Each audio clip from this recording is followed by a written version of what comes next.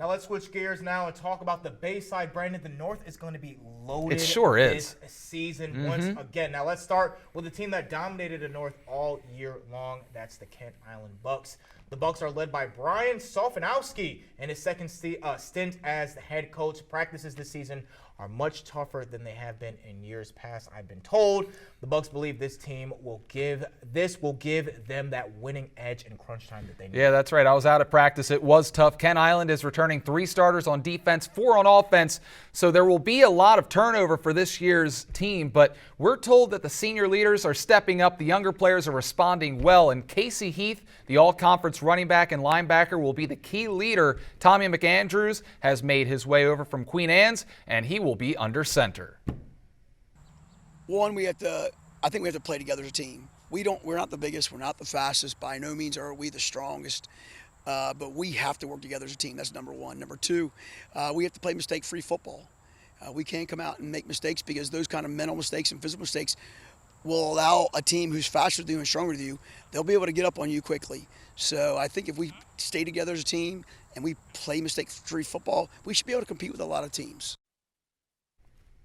Now the Bucks begin their season at Easton on Friday. Now, one team that's looking to rise back to the top of the Bayside North standings are the North Carolina Bulldogs. After dominating for years, Bulldogs are finished with a mediocre 5-5 record in 2021.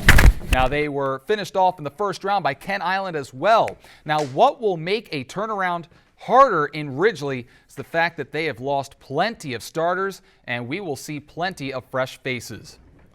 But quarterback is confident in his team, saying that as long as they play hard, there isn't a team around here that they can't beat. Head coach Jay McCormick says that despite the roster turnover, this team is still the same at its core. We got a good attitude, they enjoy coming to practice every day. We got good energy. They know our system and how we want to do things, so it's just kind of fine-tuning, getting them to do the specific things the way we want them done and making sure we're doing it full speed.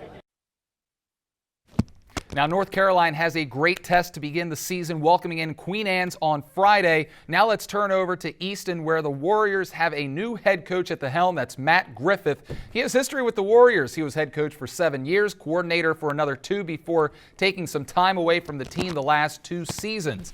He's got a large task at hand in his return, though, righting the wrongs of last year's team. The Warriors finished the season 3-6, lost by a touchdown to the Tribe in the playoffs. Now, to be better this season, Griffith says the team has been broken up from the bottom and rebuilt from the foundation. They've got a new playbook, new formation, and some new players as well. And it doesn't hurt to have Duke commit Kevin O'Connor at QB, but all that won't mean a thing if they have the same attitude and lack of discipline that they suffered from last season. They had a bunch of games where they were super close, and they weren't able to finish.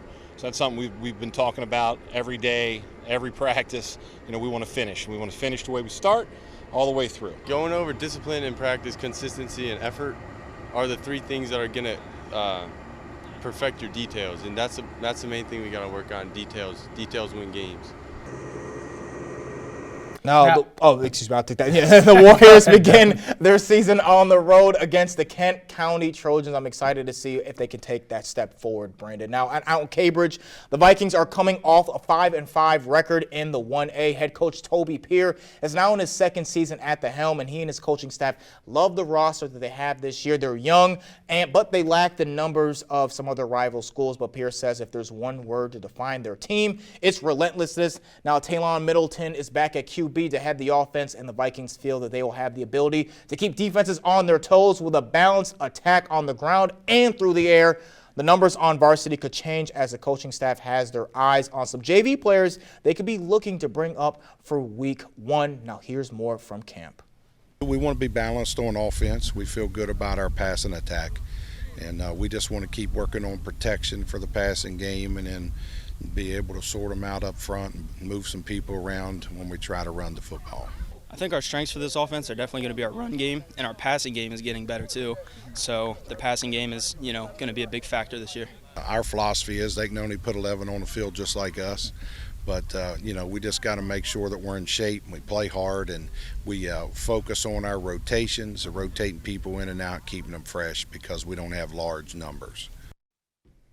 Now, Cambridge will battle with Milford at home on Friday to open the season. Moving over to Colonel Richardson now, finishing with an impressive 8-4 season under head coach James Jackson. Colonel started off 0-2 before winning 6 straight to help secure a playoff spot. Also won the district championship for the first time in decades. Now, they would then go on to the playoffs, beating Washington and Surrattsville before falling to Edmondson Westside.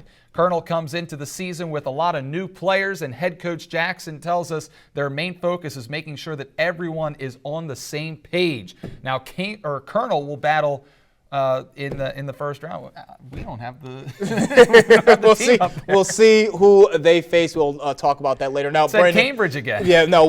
Now, Brandon, I'm really interested in to see, going back to Easton, how far they can go this year after being, a bad team last year. Because again, their QB is a Division I talent. He's going to Duke. Right. So he's got a natural quarterback is the question. Right, because he's actually playing he's QB. A big dude. He is. I noticed. I was looking all the way up at him, and and I'm not that short myself. He's at least got to be 6'4".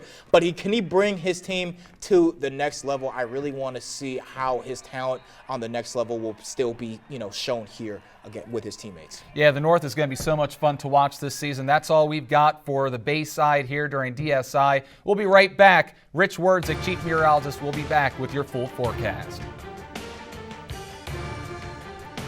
Morgat with Stephen Cater Football, and you're watching Delmarva Sports Insider.